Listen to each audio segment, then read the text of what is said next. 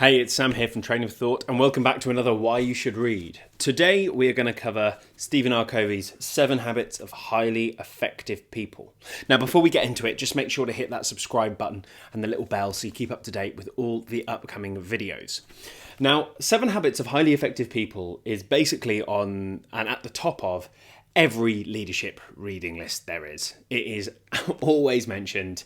It comes up a lot. Every leader, I think, has probably read this book at some point. There are reasons for that. It's an amazing book. I learnt an enormous amount from it. It's really incredibly empowering. It's very thoughtful. It really provoked me to think about myself and my life.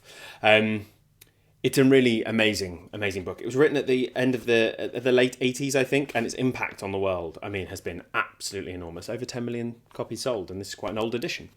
So, the background to the book, it is listed into seven essential chapters and sections. So there's 7 habits, he mentions, that if you live your life in this way, ultimately you'll have a more fulfilling and effective life. And really at the centre, it's principles-based living. It's about having principles that you stick to that dictate your behaviour, that help you to choose what to do. So if we talk about the 7 habits, the first habit is be proactive.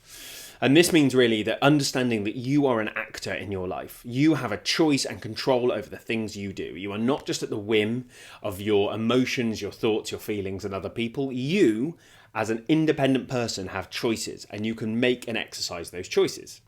Number 2 is begin with the end in mind. And this is about understanding what it is you want out of life or a task or whatever. This is about having values, understanding that there are things that are important to you. And this helps you to make choices and dictate how you live. Number 3 is put first things first, which is about getting more done, putting the important things first. If you watched our Eat the Frog video, it's very much in this vein. I need to put the most important things first and do those. It's about time management and organisation. There's things like charts and that kind of thing. And these are all included in what's called the paradigm of independence. So he assumes that essentially we start off as dependent. We're dependent to other people. Then through these things we achieve what's called private victory, and then we achieve independence, and then we go on to public victory. So it's very much that gas mask analogy on an airplane. You put on your own gas mask before putting on other people's. This is what this is saying. If you sort yourself out, it's much easier to then go and sort yourself out with other people. Habit 4 is think win-win. So this is very much the same as how to win friends and influence people, for which there's a video up here. But it's about how can we both achieve what we want, rather than me defeating you or beating you, which is very much a kind of dependent view of the world. How can we go from a scarcity mindset to a plenty mindset? There's enough for all of us if it can just go around. From going from a position of fear to a position of love. How can we all win rather than just me beat you? The next one is seek first to understand, then to be understood. This is very apt with our listening, the video on listening up here as well. But how can you make sure that you're trying to understand other people before you try and convey to other people what you think? How much richer and more valuable life is if we do that.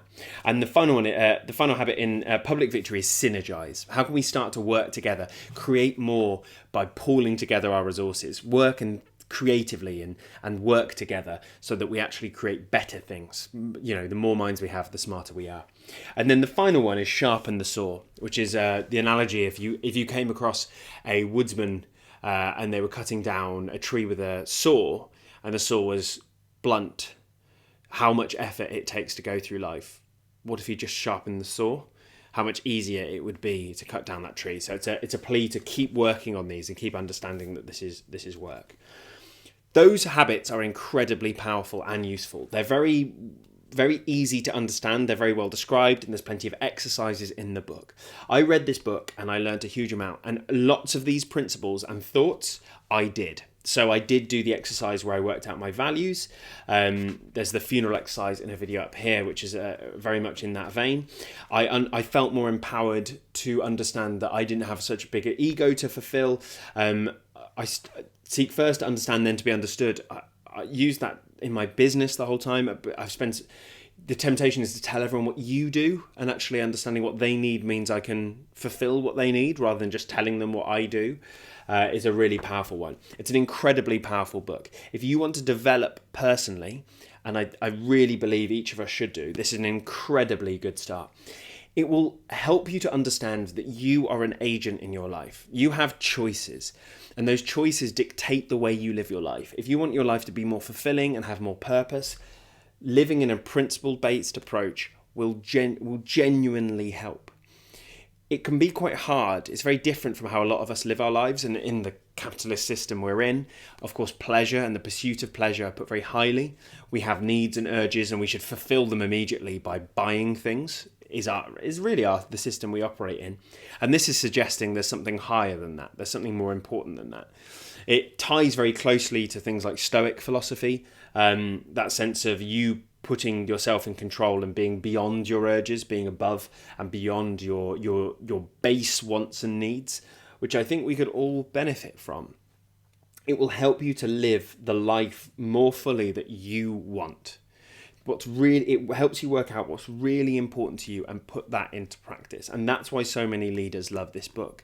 It allows you to pursue what you really want. That's not to say it's perfect. Bits of it are a bit wordy, bits of it are a bit preachy as well. I would say as well that effective is quite a limited scope on the world. I'm not sure if I was on my deathbed and everyone was describing me, they'd go, oh, that guy was really effective. It's quite cold. It can be and feel quite cold. I think lots of it in there is open to interpretation, but there's elements of it where it feels almost a bit unhuman and a bit not quite warm enough, which is why when I think about the principles in this book, I combine them with other books I've read, including How to Win Friends and Influence People. I think the two of them together actually go really well. By the way, hated How to Win Friends and Influence People. He really criticises what he calls a personality-based approach. Really didn't like it. He thinks it's insincere and false. I don't read it that way. I think combining the two is really, really brilliant and effective for me. But this book can feel quite cold and quite, businessy, and there's not much joy in it, I would say. Again, there's bits and pieces which are maybe interpretation, but it's not the most joyful book. That being said, it's an enormously powerful book if you are looking to develop yourself. It really does help you to understand how you can start to make this journey. If I had to prescribe one book for someone saying, look, I really, really want to start a personal development journey and I want to understand myself and what I want a bit better, this would be the one. I'd usually prescribe How to Win Friends and Influence People first, and then I would prescribe this second. I would say those are the two that if you didn't read anything else, I think you'd get so much. I definitely recommend reading this if you are looking to develop yourself, but I would keep it with some caveats. If you lived your life purely, as he said, I think there's not that much joy to be found. But as a starting point and a set of principles, absolutely amazing. I love this book. It's one of my favourite books I've ever read, and it's one of the most important I've ever read. And I will give this a full, definitely read this book. It's great.